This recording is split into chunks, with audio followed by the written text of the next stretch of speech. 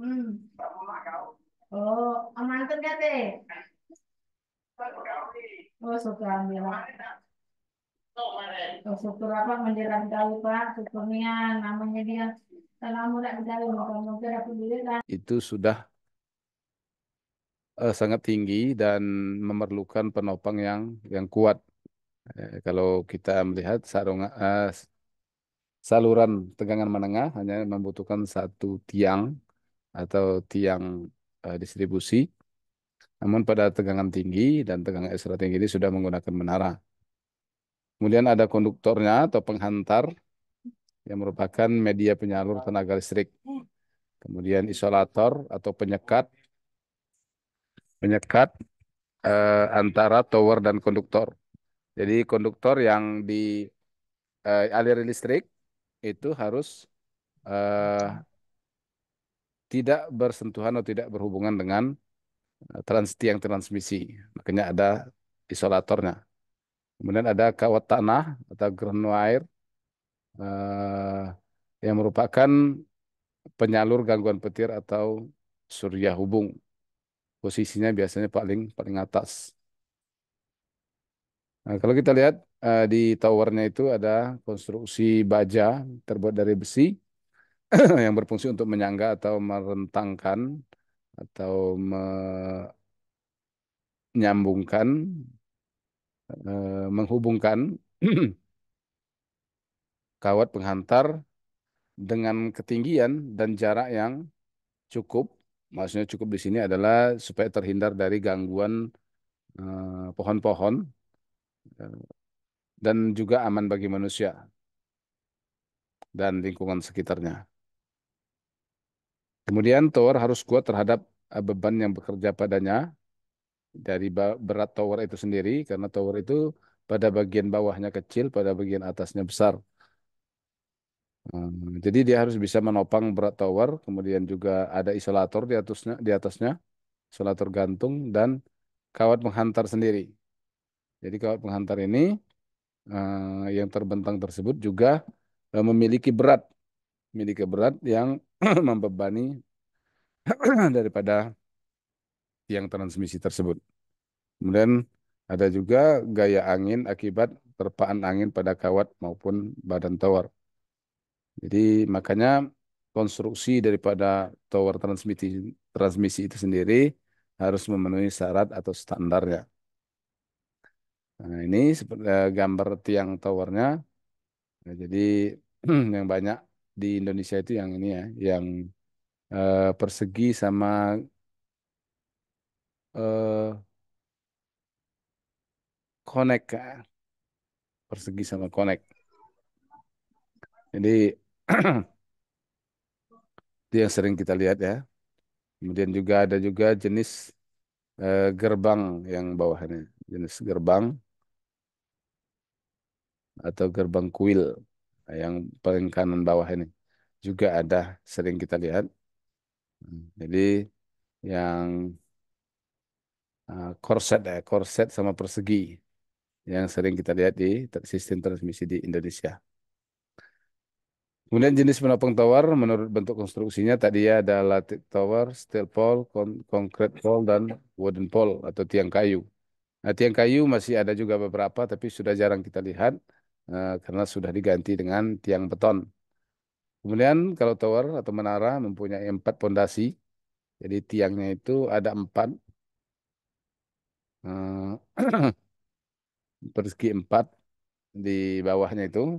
Tapi kalau eh, tiang yang 20 kV atau yang tiang tegangan menengah itu dia cuma sebatang aja. Kalau ini 4 pondasinya itu ada 4.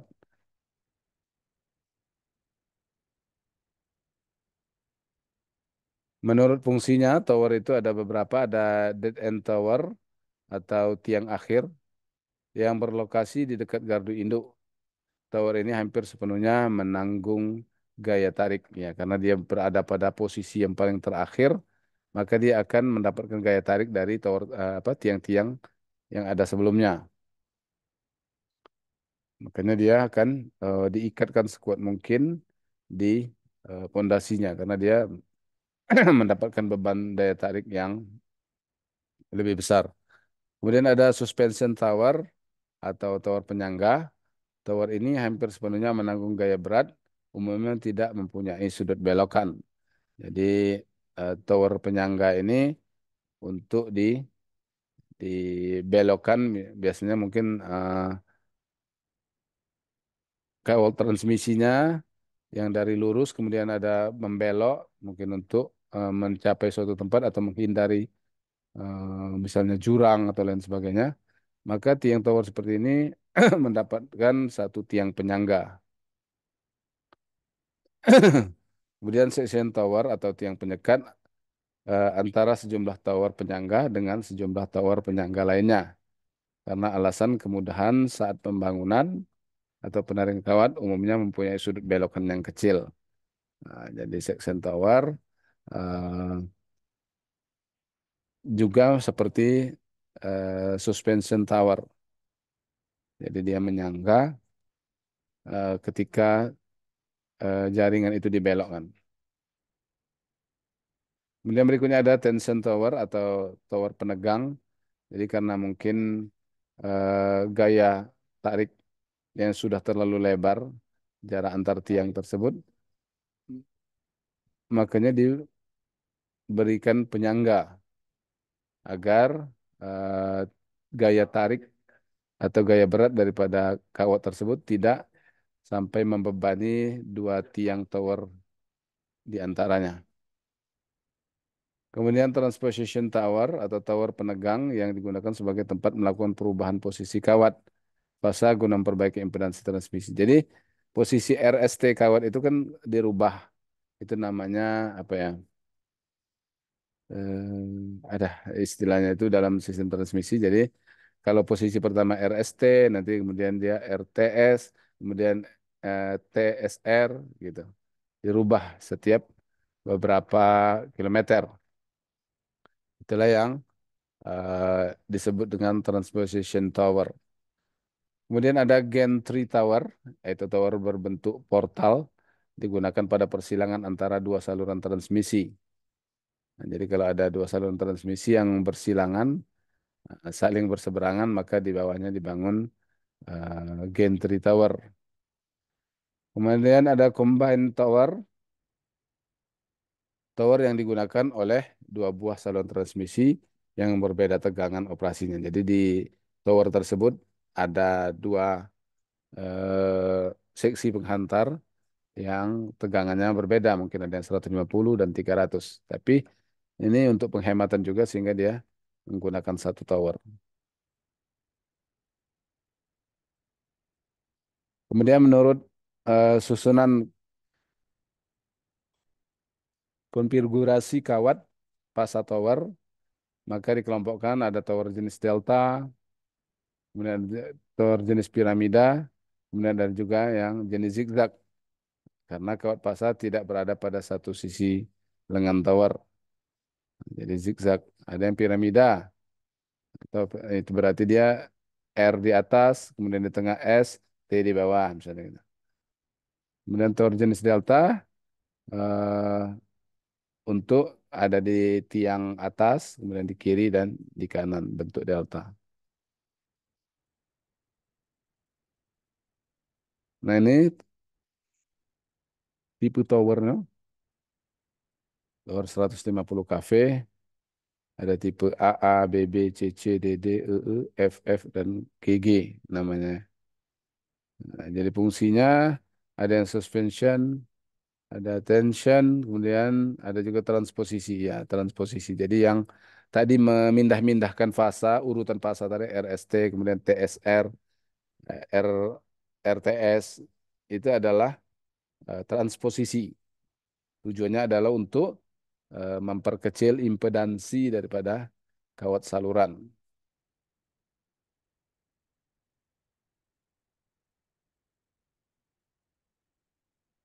Ini tower suspensi yang sebelah kiri, yang di sebelah kanan adalah tower tension.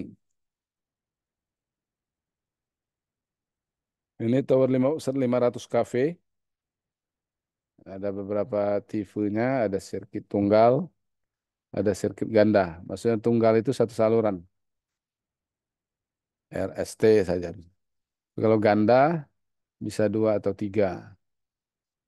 RR, AR, ST, R1, S1, T1, R2, S2, T2. Jadi itu.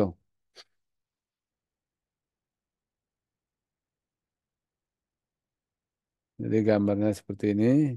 Ini tower yang banyak di Indonesia. Nah, ini bagian-bagian daripada tower. Ada pondasi, yaitu konstruksi beton bertulang untuk mengikat kaki tower dengan bumi. Jadi pondasi ini untuk ditapak daripada menara tersebut. Tujuannya adalah untuk melengketkan ke bumi atau sebagai pondasinya. Jadi pondasinya ada yang normal, kemudian ada yang pancang, kemudian ada rap, kemudian ada rock drill, kemudian auger. Jadi ini bentuk penanaman tiangnya itu biasanya memang mereng, mereng tiang itu.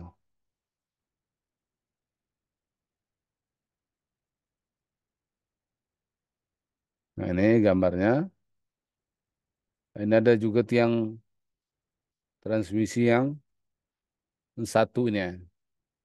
Yang satu ini, tiang satu besi. Oke, dia seperti ini bicara pemasangannya.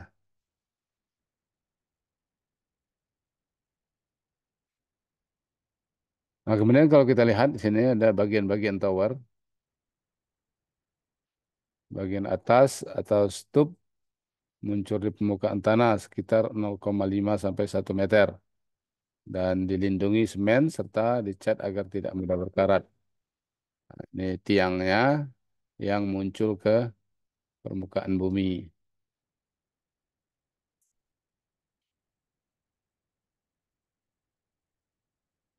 Jadi dia ada sudut kemiringannya, kemudian jaraknya juga harus benar, kemudian level titik hubung antara setiap, jadi setiap pekakinya itu dihubungkan ya, di bawahnya itu dihubungkan.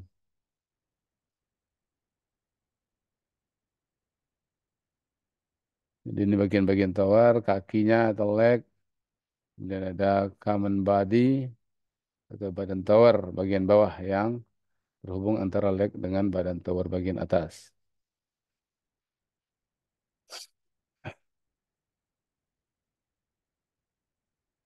Ada superstruktur, kemudian cross arm itu apanya ya?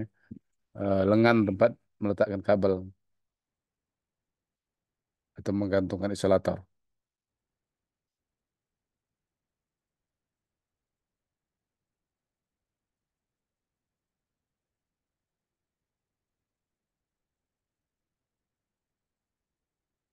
Jadi ini silakan dibaca ya untuk bagian-bagian dari tower ini.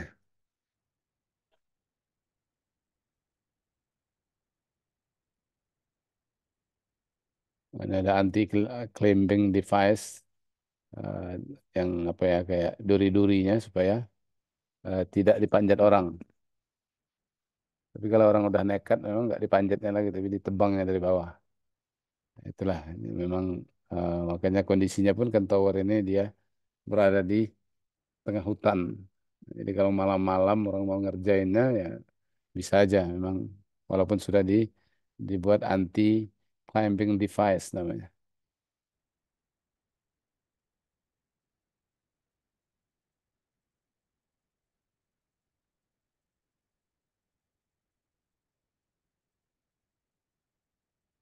Ada step bolt namanya. Itu baut yang dipasang dari atas ke sepanjang badan tower hingga superstruktur dan am kawat petir. Jadi dipasang baut-bautnya. Tentunya untuk melengketkan atau meletakkan bagian-bagian tower yang lain. Nah, ini tower tadi ya. Kalau kita lihat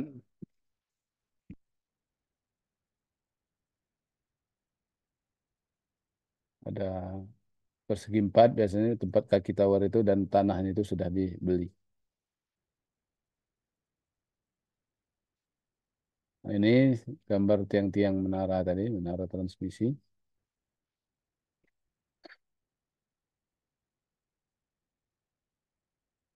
Nah, ini tipe dan fungsi-fungsi perlengkapan tiang menara transmisi tadi.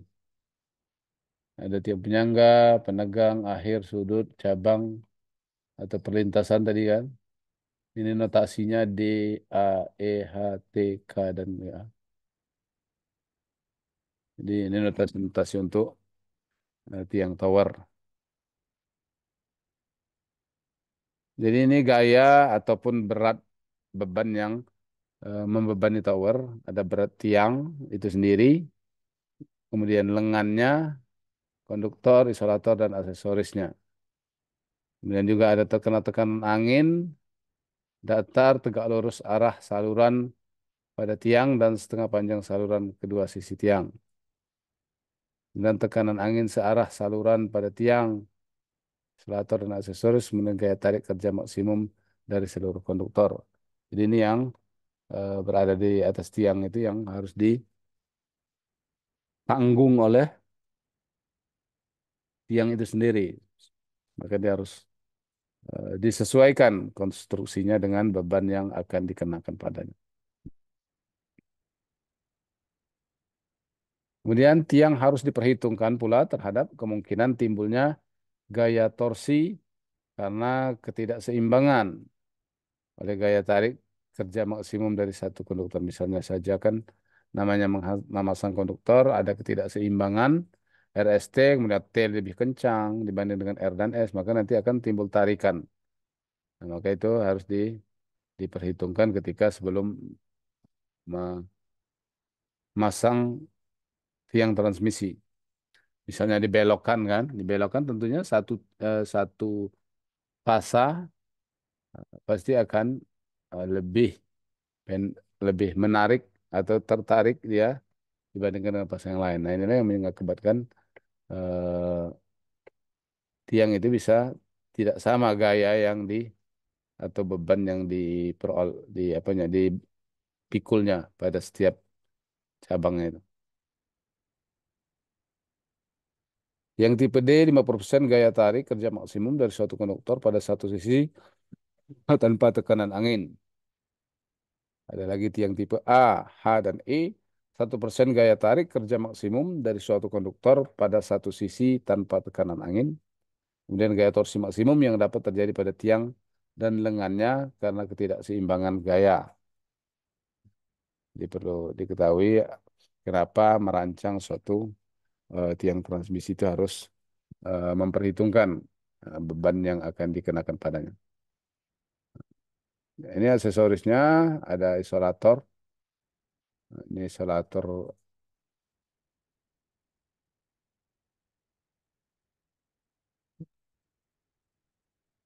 ada yang piring, kemudian ada yang gantung. Nanti yang gantung ini kan ada nah, apa piring-piringannya yang bertujuan mencegah flashover atau konslet. Ada sambaran arus listrik yang mengalir dari pasa ke tiang menaranya. Makanya dia buat dia kayak piring seperti itu. Supaya arusnya itu enggak bisa menyambar langsung ke atas, tapi dia belok-belok mengikuti lengkungan-lengkungan piring.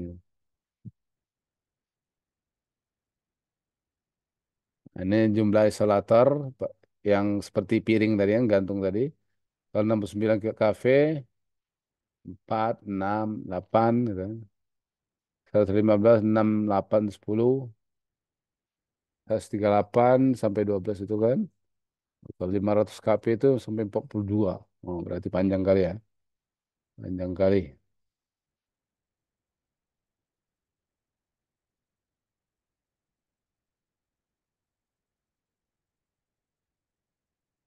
Jadi isolator kondisi ringan, sedang dan berat. Jadi yang paling atas itu adalah kondisi ringan, sedang, dan berat.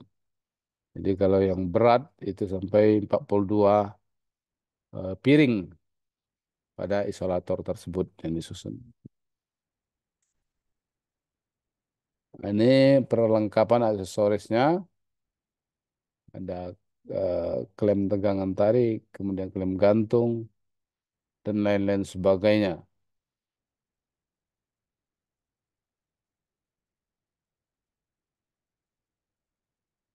Ini arching eh,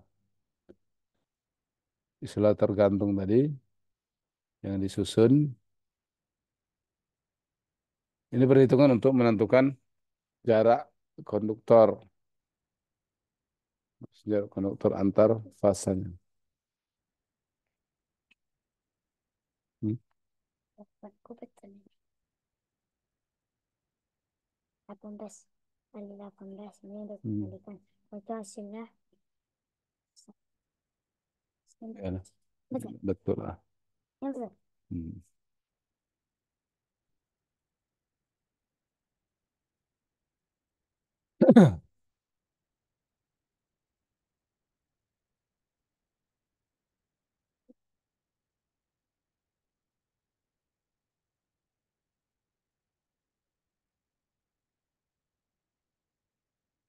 Ini jarak bebas daripada tiang tower itu sendiri, maksudnya jaraknya terhadap pohon-pohon.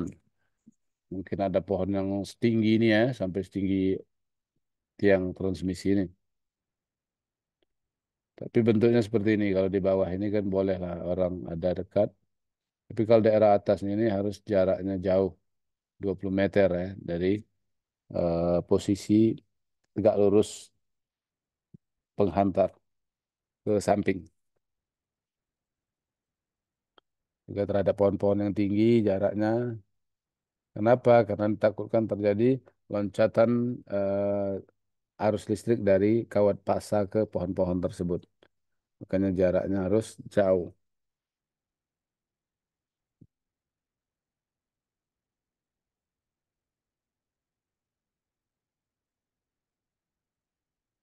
Kemudian untuk perlindungan terhadap bahaya kebakaran, maka jarak minimum antara gedung dengan proyeksi antara paling luar pada bidang datar yang melewati bagian kaki tiang adalah 20 meter. Itu tadi ya 20 meter ya, jarak antara penghantar dengan gedung, bangunan gedungnya. Untuk menghindari kalau terbakaran gedung itu tidak mengenai kawat PLN-nya atau kawat saluran udara tekanan tingginya.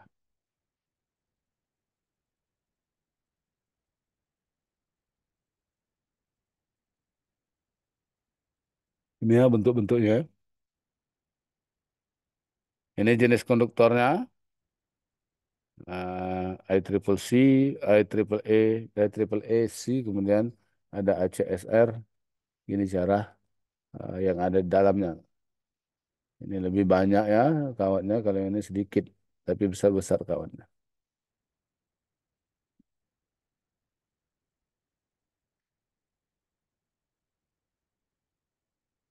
Ini untuk menghindari uh, angin atau agar pengantar tersebut tahan terhadap hembusan angin. Kalau tidak kan hembusan angin ini yang terus-terusan bisa eh, merusak konektor penghantar dengan isolatornya. Maka perlu diperhitungkan juga untuk menghindari pengaruh gaya yang diakibatkan oleh angin. Kemudian juga ada pengaruh eh, medan elektromagnet. Pengaruh medan terhadap manusia tergantung dari besarnya kuat medan itu sendiri. Pada tingkat rendah, kuat medan yaitu 8 kV per meter. Mulai terasa seolah-olah ada yang merayap pada kulit. Nah, itu kalau udah ada terasa merayap pada kulit itu berarti medannya sudah cukup tinggi. Sudah 8 kilovolt per meter. Kuat medan listrik yang tinggi akan membahayakan manusia bila lama berada dalam medan tersebut. Jadi untuk medan yang tinggi, maka tidak diperbolehkan manusia itu lama supaya tidak terpapar oleh muatan-muatan listrik dari suatu gardu misalnya atau suatu penghantar.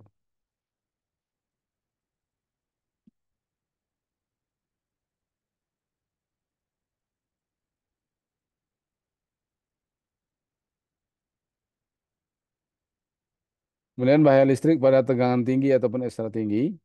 Bahaya listrik pada instalasi tegangan tinggi atau ekstra tinggi paling dominan adalah gradien tegangan tinggi atau tegangan ekstra tinggi itu sendiri terhadap makhluk hidup maupun terhadap benda lain yang berada pada daerah sekitarnya. Makhluk hidup ya termasuk manusia. Contohnya saluran udara tegangan tinggi, kawat telanjang, penghantar di udara bertegangan antara 35 kV sampai 245 kV. Kalau sutet itu 245 kV.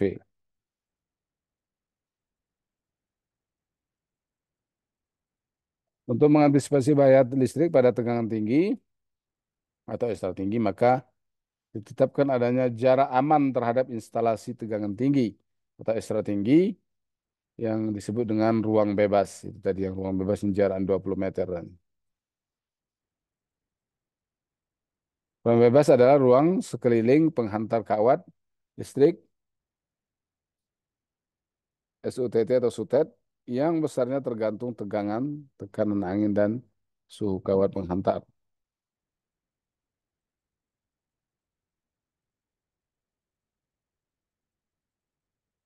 Kemudian ruang tersebut atau ruang bebas ini harus dibebaskan dari orang, makhluk hidup lain maupun benda apapun di bawah jaringan sutet demi keselamatan orang, makhluk hidup, dan benda lain serta keselamatan instalasi.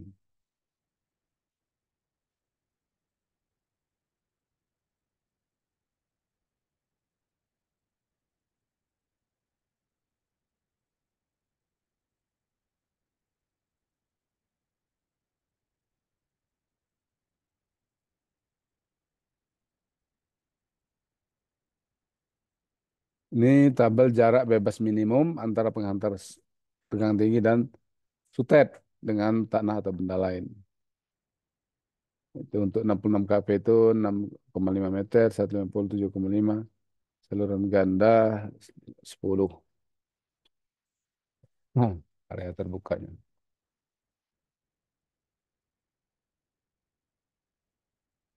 Terhadap bangunan itu cukup minimal ya jaraknya.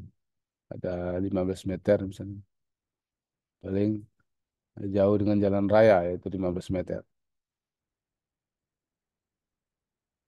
Itu untuk menghindari misalnya terjadi apa bahaya daripada tegangan tinggi tidak terkena ke jalan raya yang paling mungkin apa banyak orang yang berada di situ. Kemudian ruang aman adalah ruang yang berada di luar ruang bebas yang tanahnya masih dapat dimanfaatkan. Dalam rumah aman, pengaruh medan listrik dan kuat medan magnet sudah dipertimbangkan dengan mengacu pada peraturan yang berlaku. Jadi besar kuat medan listrik pada wilayah aman atau tempat aman ini itu harus rendah. Harus rendah karena itu daerah yang bisa ditempati oleh manusia, daerah aman.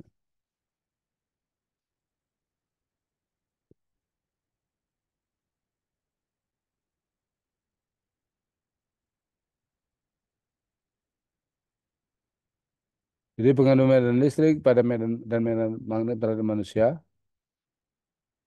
Medan listrik adalah suatu medan atau lapangan yang dapat menimbulkan gaya pada partikel bermuatan listrik yang terletak dalam medan tersebut. Jadi medan listrik itu daerah yang masih dipengaruhi oleh kekuatan listrik ataupun katakanlah partikel-partikel listrik. Partikel-partikel yang mengalir dalam arus listrik itu. Jadi kalau ada medan listriknya maka dia akan dipengaruhi oleh medan listrik tersebut. Medan listrik berkurang kekuatannya selaras dengan bertambahnya jarak dari sumber satuan dari mesin. Jadi makin jauh dari sumber tegangan, medan listriknya pun akan semakin kurang, tentunya mengikuti jarak ya.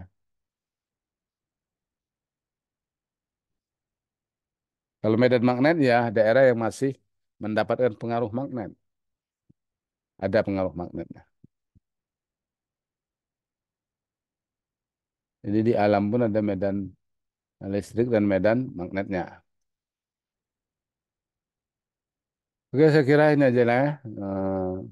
Pengenalan mengenai transmisi, kemudian apa standar yang harus dipegang dalam sistem transmisi sepertinya tadi ada towernya, kemudian penghantarnya dan lain sebagainya. Jadi itu semua sudah masuk dalam pembahasan transmisi tenaga listrik. Namun di situ juga ada standar-standar keselamatan kerja yang harus dipatuhi atau kita ketahui dalam bekerja di tempat-tempat eh, saluran udara tegangan tinggi dan saluran udara tegangan ekstra tinggi tadi.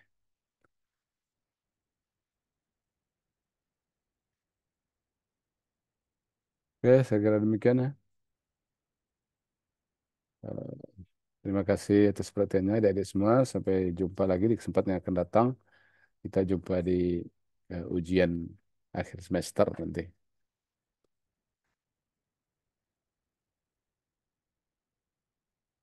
Oke, terima kasih atas perhatiannya. Mohon Terima maaf kasih, atas Pak. kekurangan saya. Kita tutup ya. Selamat beristirahat. Wassalamualaikum warahmatullahi wabarakatuh. Waalaikumsalam. Permisi.